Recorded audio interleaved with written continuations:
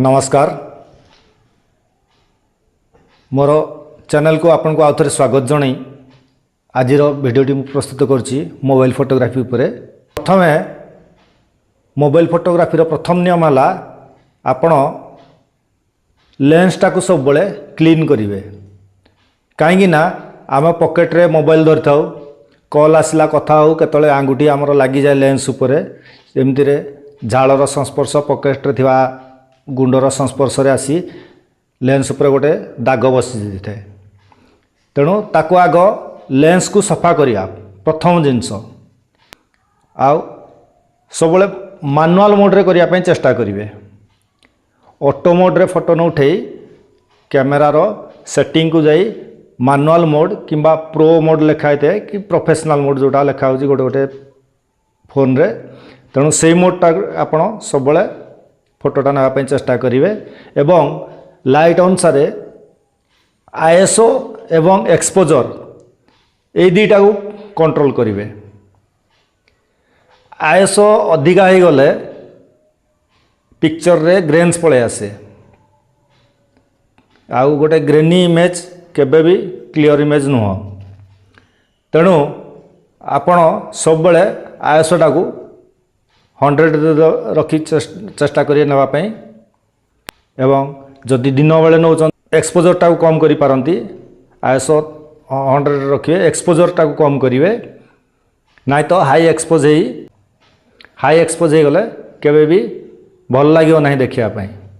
आमर मोबाइल रे जो डिफॉल्ट कैमरा थाए से सब किसी फैसिलिटी दे न थाए तेणु जदि पार्टी कौन सी प्ले स्टोर रु कौन सी थर्ड पार्टी कैमरा आपण डाउनलोड करि पारंती जो थे कि आमको आईएसओ एक्सपोजर एगुड़ा कंट्रोल करिवार फैसिलिटी मिलिवो। हाँ आ गोटे जिनस मन रखंतु कौन सी एप्लिकेशन आपण जदि लोड कले कैमेरार ताले प्रथमे ताकू चेक करिवे जे से आपणको डिवाइस को सपोर्ट करूची कि नाही सेटा हला मुख्य जिनस कहीं गोटे गोटे डिवाइस को गोटे गोटे एप्लिकेशन सपोर्ट करे नाही तेणु सेटा आग आउ जेकोसी कैमरा एप्लिकेशन लोड करंतु ता विषय भल भाव तार जतक फंक्शन अच्छी से फंक्शन उपरे आक भल भाव घरे चेक करेंगे तापर कौन सी फोटो उठेबे आउ मैनुअली फोकस को एडजस्ट करेंगे टच टू फोकस जदि अच्छी ताको एडजस्ट करेंगे जदि मैनुअल फोकस एडजस्ट देछि एप्लिकेशन रे तो आहरी बहुत बढ़िया तेणु यहाँ मन रखिए एवं प्रो मोड को गला परे आमर सेटिंग को जाई कैमेरा रे देखिए आपनकर गोटे देइथो ग्रिड लिखाई थो से ग्रिडटा को आपण सब बळे देबे। ग्रिड देवा फल रे कोन हुए ग्रिड कले आमर देखिए 4टा लाइन दिए हॉरिजॉन्टली दी गोटी लाइन थिवो एवं वर्टिकल दी गोटी लाइन थिवो से दुई दुई लाइन जोठी निजको क्रॉस करूचंदी सेठी गोटे गोटे पॉइंट देखिए जो जगह क्रॉस करूचंदी सेटारे से कॉर्नर पाक को आपण फोटो रखी नहीं सब्जेक्ट को फोटोटा नेबे देखिए बढ़िया इफेक्ट आसियो। हाँ ग्रिडटा देले आ गोटे सुविधा आमे कैमरा धरले कौन सी सब्जेक्टर फोटो नौचे साधारणतः कौन सी मोनुमेंट जो थे सब देखिए सेटा आमको बहुत साहाय्य करिवो लेबुल आनिया पई फोटो उठा समय आमे जानी पारुना कैमेरा धरीजु आमे जानी पारुना सीधा रहिला किंबा एंगल टिके बंका रहिला तेणु ग्रिड आमको बहुत साहाय्य करिवो पारालाल रखापी बहुत साहाय्य करिवो ग्रिड एवं ग्रिड्र जो क्रॉस पॉइंट गुड़ाक अच्छी से क्रॉस पॉइंट रे आपण रखिकी फोटोटा नेबे सेटा कहा जाए रूल ऑफ थर्ड रे फोटो शूट करंतु देखिए तार इंपैक्ट बहुत बढ़िया लगे एवं आ गोटे जिनस मन रखिए डेप्थ ऑफ फील्ड कहले कौन सी सब्जेक्ट नौचंदी सब्जेक्टटा जमती शार्पली आपनकर आसीबो बैकग्राउंड टिके ब्लर रहिबो किंतु सब्जेक्ट शार्प रहिबो सेटा हला डेप्थ ऑफ फील्ड तेणु से ध्यान दौथे एवं कौन सी जिनसर फोटो नौ बैकग्राउंड रू टिके दूरे रखिले आपण डेप्थ ऑफ फील्ड पाइबे। जदि बैकग्राउंड रे लगेदेले डेप्थ ऑफ फील्ड केबे भी आपन को मिलियो नाही, बैकग्राउंड ब्लर आसीओ नाही सहजे। तेणु सब्जेक्ट रो पाखु जिबे बैकग्राउंड जेमती टिके दूरे रहउतबो सेटा देखिबे एवं फोकस रे टच कले क्लिक करंतु। देखिए आपनकर डेप्थ ऑफ फील्ड बहुत बढ़िया रहइबो।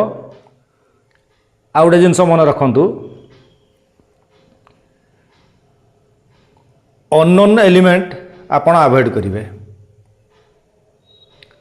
एटा अननोन एलिमेंट आमर इमेजटा को बहुत खराब कर दिए।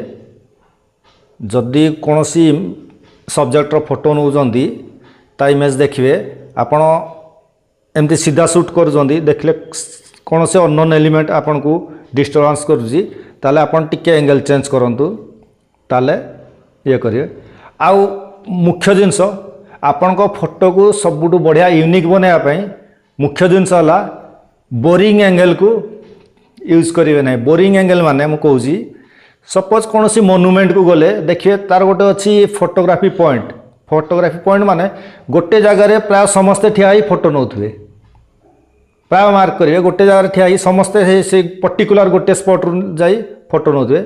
आपन से जिनसटा को अवॉइड करंतु, आपन टिके एंगल चेंज करंतु। देखिए कौन सी गछ अच्छी किंबा कौन अच्छी तार टिके इंपैक्ट दे फोटोटा नियंतु। देखिए आपनकर फोटो सबुठु यूनिक लागिवो।